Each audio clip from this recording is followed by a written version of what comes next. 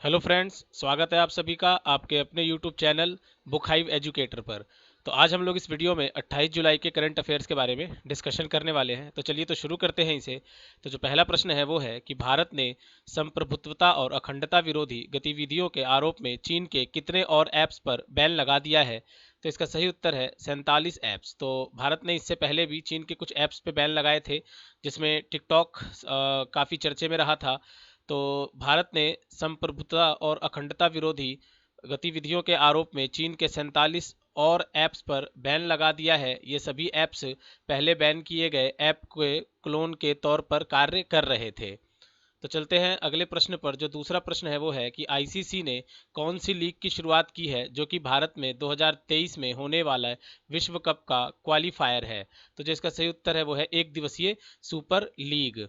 तो अंतर्राष्ट्रीय क्रिकेट परिषद ने हाल ही में एक दिवसीय सुपर लीग की शुरुआत की है जो कि भारत में 2023 में होने वाले विश्व कप का क्वालिफायर है। इस लीग का उद्देश्य 50 ओवर के प्रारूप को अधिक प्रासंगिक बनाना है। तो चलते हैं तीसरे प्रश्न पर। तीसरा प्रश्न है कि अमेरिकी सरकार ने वैक्सीन को बनाने में मदद के लिए BARDA की ओर से मॉडर्ना कंपनी को कितने करोड़ डॉलर दिए हैं। तो इसका सही उत्तर है 472 करोड़ डॉलर। तो अमेरिकी सरकार ने वैक्सीन को बनाने में मदद के लिए biomedical advanced research and development authority की ओर से मॉडर्ना कंपनी को 472 करोड़ डॉलर दिए हैं। मॉडर्ना कंपनी कोरोना वैक्सीन का फाइनल ट्रायल शुरू करने जा रही है। तो चौथा प्रश्न है कि फ्रांस के कैनिस में ओलंपिक के 5 छल्लों की ओरिजिनल ड्राइंग नीलामी में कितने यूरो की बिकी है। तो इसका सही उत्तर है 1,85,000 यूरो। तो फ्रांस के कैनिस में ओलंपिक के 5 छल्लों की ओरिजिनल ड्राइंग नीलामी में 1,85,000 यूरो की बिकी है। इस ड्राइंग को मॉडर्न ओलंपिक के फाउंडर पियरे दी कुबर्टिन ने 1912 में बनाया था, जिसे 1913 में सार्वजनिक किया गया था। तो चलते हैं पांचवें प्रश्न पर। पांचवा प्रश्न है कि निम्न में से निजी क्षेत्र के किस बैंक ने पहली तिमाही में 1,244.45 करोड़ रुपए का शुद्ध लाभ कमाया है। तो इसका सही उत्तर है कोटक महिंद्रा बैंक। तो निजी क्षेत्र के चौथे सबसे बड़े बैंक कोटक महिंद्रा बैंक को पहली तिमाही में 1,244.45 करोड़ रुपए का शुद्ध लाभ हुआ है, जबकि एक वर्ष पहले इसी तिमाही में हुए लाभ 1,360 करोड़ रुपए की तुलना में यह 8.5% कम है। तो चलते हैं छठे प्रश्न पर। तो जो छठा प्रश्न है कि मिनी भारत में मिनी लॉन्ड्रिंग और आतंकी फंडिंग की समीक्षा को किस वर्ष तक के लिए टाल दिया गया है। तो जो इसका सही उत्तर है वो है 2021 तक।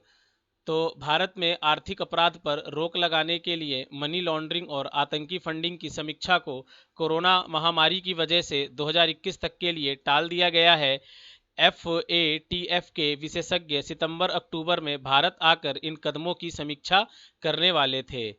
तो सातवां प्रश्न है कि भारतीय वायुयान के बेड़े में शामिल होने के लिए कितने राफेल फाइटर जेट फ्रांस से रवाना हो चुके हैं। तो इसका सही उत्तर है 5 राफेल फाइटर जेट।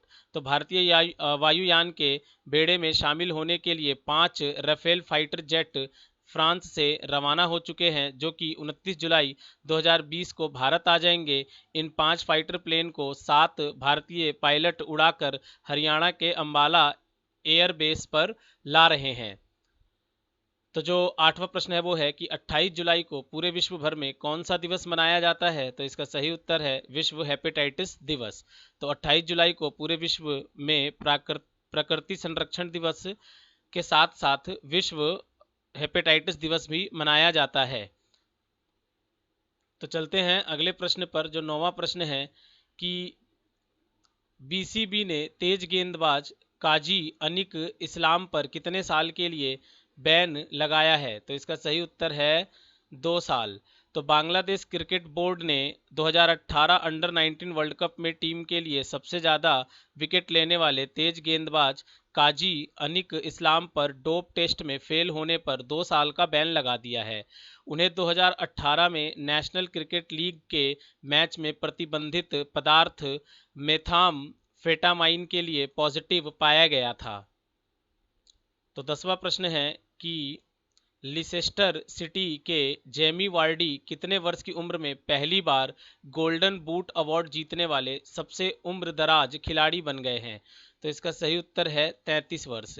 तो लिसेस्टर सिटी के जेमी वार्डी को हाल ही में पहली बार गोल्डन बूट अवार्ड से सम्मानित किया गया है। उन्होंने इस सीजन में 23 गोल किए हैं। वे 33 वर्ष की उम्र में पहली बार गोल्डन बूट अवार्ड जीतने वाले सबसे उम्रदराज खिलाड़ी बन गए हैं। तो दोस्तों अब हम लोग डेली की ही तरह आज भी 28 जुलाई के ऐतिहासिक घटनाओं के बारे में चर्चा करेंगे। तो चलिए फिर इसे शुरू करते हैं। तो 1586 इंग्लैंड से वापस लौटने पर सर थॉमस हरियोट ने यूरोप को आलू के बारे में बताया। 1741 कैप्टन बेरिंग ने माउंट सेंट एलियास अलास्का की खोज की। 1742 प्रशिया और ऑस्ट्रिया ने शांति समझौते पर हस्ताक्षर किए। 1821 पेरू ने स्पेन से स्वतंत्रता की घोषणा की। 1858 सर विलियम जेम्स हर्शल का जन्म, जिन्होंने फिंगरप्रिंट को पहचान का बेहतर जरिया बताया। 1866 अमेरिका में मापने की मैट्रिक प्रणाली को वैधानिक मान्यता मिली। 1914 प्रथम विश्व युद्ध की शुरुआत हुई। तो अगले कुछ बिंदु हैं। 1914 एसएस कामागाता मारू को वैंकूवर से निकाला गया और भारत रवाना कर दिया गया। कोमागाता मारू जो है एक जापानी जहाज का नाम था। 1925 हेपेटाइटिस का टीका खोजने वाले बारूक ब्लमबर्ग का जन्म 28 जुलाई को ही विश्व हेपेटाइटिस डे भी मनाया जाता है। 1976 चीन में रिक्टर पैमाने पर 8.3 की तीव्रता का भूकंप आने से लाखों लोगों की मौत हुई। 1979 चरण सिंह देश के 5वें प्रधानमंत्री बने। 1995 वियतनाम आसियान का सदस्य बना। 2001 पाकिस्तान के पूर्व विदेश मंत्री मोहम्मद सिद्दीकी खान कंजू की हत्या हुई। 2005 सौर मंडल के 10वें ग्रह की खोज का दावा हुआ।